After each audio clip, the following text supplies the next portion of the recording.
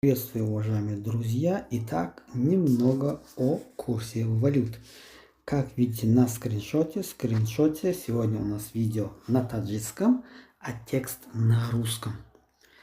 Первое, мы можем смотреть историю изменения курса российского рубля, например, что в последние дни он чуть-чуть поднимается.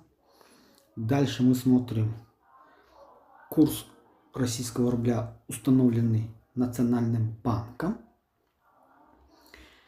Это может быть считаться как среднюю, но у каждого банка имеются свои курсы согласно их требованиям.